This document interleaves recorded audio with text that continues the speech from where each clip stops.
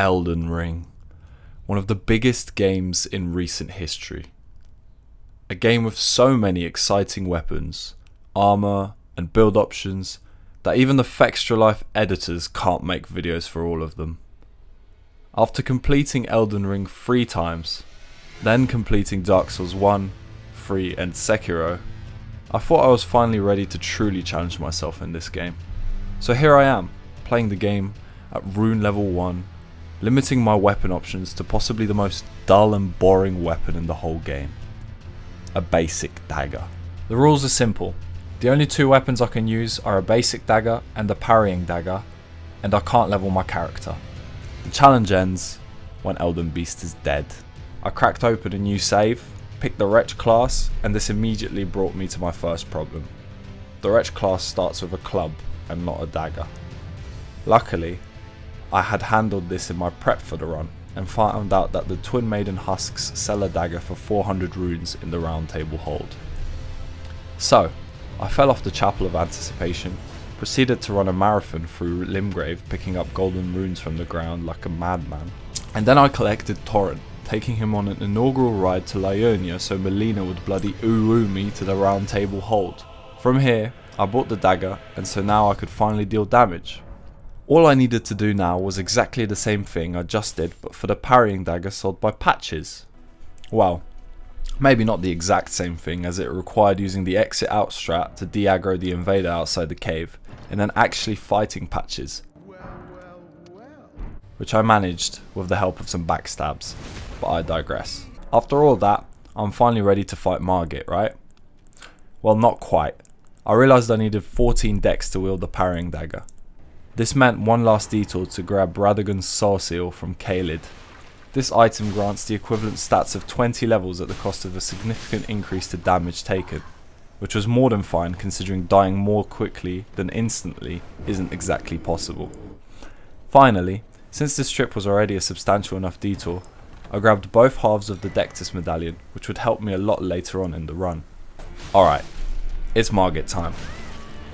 This fight was actually a lot easier than I expected, since Margit has quite a few attacks you can parry, and although my R1 damage wasn't anything to brag about, even after upgrading the dagger 3 times, once I learned the parry windows and got used to the moveset, I finally got him. The short video of the kill is available on my channel, so feel free to check it out if you're interested. With Margit now down, I was graced with a spare talisman slot and a ticket to Stormvale Castle.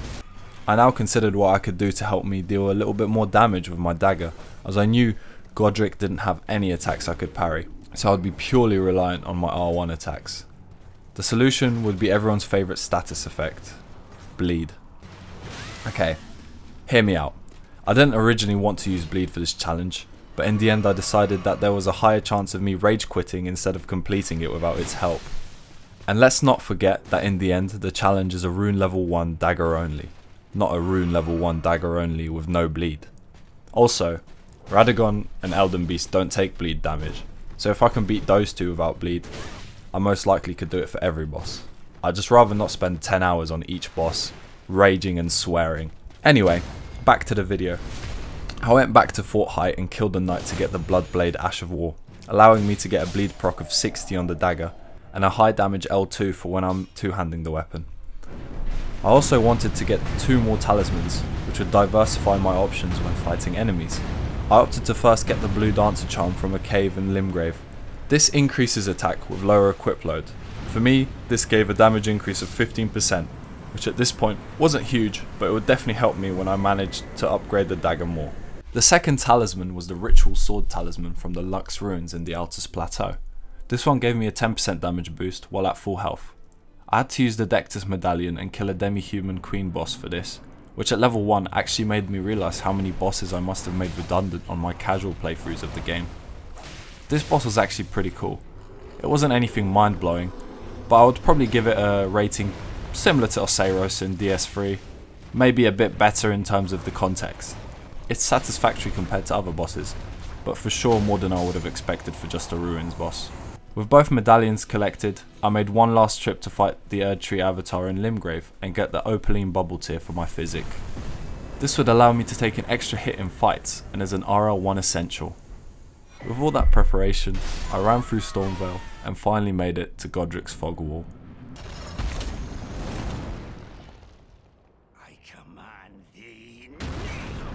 This marks the point in the challenge where the bosses start to be complex enough to require multiple hours of attempts to get them down. Seriously, Godrick is no joke.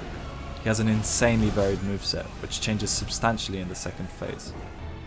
I two-handed my bleed dagger and managed to deal a whopping 46 damage per swing without the bleed procs. This fight was the first major challenge in the run. It took me around 2.5 hours to get through, but boy did it feel good when I did. Alright, this is good. I think this is the one.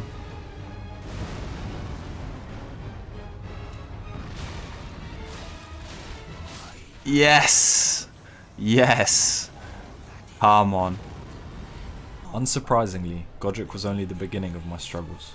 I made a beeline for the academy, having already picked up the glintstone key for the gate earlier so I could access the grand lift of Dectus.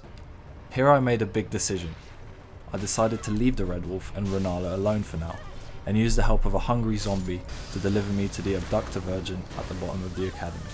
You may be wondering why on earth I'm going to Volcano Manor when this is completely unnecessary to complete the challenge. Well, there's only one reason for this, and that's because the unique parry talisman can be found there, which, coincidentally, is called the dagger talisman. Unfortunately, to get it I would have to get through Godskin Noble, but more on that later. After getting sent to Volcano Manor, I jumped down the ledge into the lava and ran to the infamous Volcano Manor jump. This has been patched to be nearly impossible, but there's some decent tutorials on how to still make this jump, even after all of that. It took me a fair amount of time, but I eventually succeeded, then ran away from the mobs to grab Royal Knight's Resolve, a strong candidate for an Ash of War I could eventually put on a secondary basic dagger. I then rested at the Site of Grace next to Tanith so I could easily travel to the location again. I knew the Noble would be incredibly challenging even though he could be parried, so I decided to do a little extra preparation. I began by activating Godrick's Great Rune. This would allow me to get 5 points in each stat when using a rune arc, a tool I could use to just get the edge over a boss I felt confident with. Next, I travelled to the Raya Lucaria Crystal Tunnel to grab the first smithing stone bell bearing so I could upgrade my bleed dagger more. This meant going against a major counter of mine, the Crystalian. It was pretty annoying, but I backstabbed and jump attacked until its defensive shell was broken, and the rest was simple. Finally, I farmed out a couple of mobs in Limgrave, which I knew had a chance of dropping another basic dagger for me. Soon, they did, and I put Royal Knight's Resolve on it in case it would come in handy at some point. I upgraded my bleed dagger to +8 with all the smithing stones I collected, and the second basic dagger to +5. Now it was time for the Noble. I was using the Saw Seal and the Blue Dance Charm so I could parry him, but there are no words I can use to convey the pain I felt doing this fight. Not only was the run back to him over 40 seconds, but almost every single attack he used against me would one-shot me. To add to this, 2 of his moves in the second phase were extremely frustrating and bordering on unfair. I'm sure none of you will be surprised to hear one of those was his roll. If he was too close to the pillar or weirdly positioned in relation to it, you could align yourself perfectly and he would still roll over, and at that point, you're dead. The second move was the belly slam. In the first phase, this was fine, as it didn't deal damage and had a quick recovery. However, in the second stage, he used it a lot more sparingly and you had to anticipate it to even have a chance of dodging it. If I got hit by it, I would survive with max 10% health and barely roll away from the follow-up.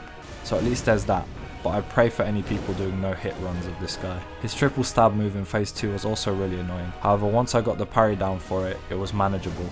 In the end, this boss took me around 4 hours.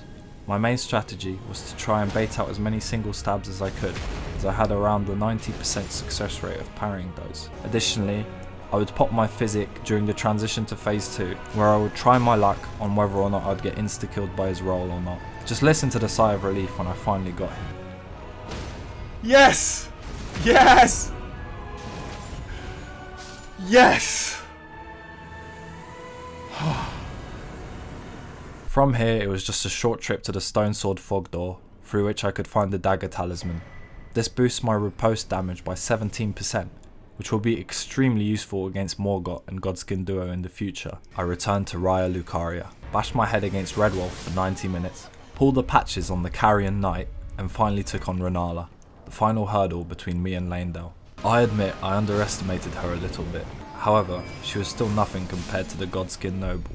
So after a few attempts, when I felt confident enough, I popped a rune arc, put on the source seal and blue dancer charm, and this was enough to blood blade her first phase to death in one rotation, and then slowly pick at her in phase 2 until she was dead.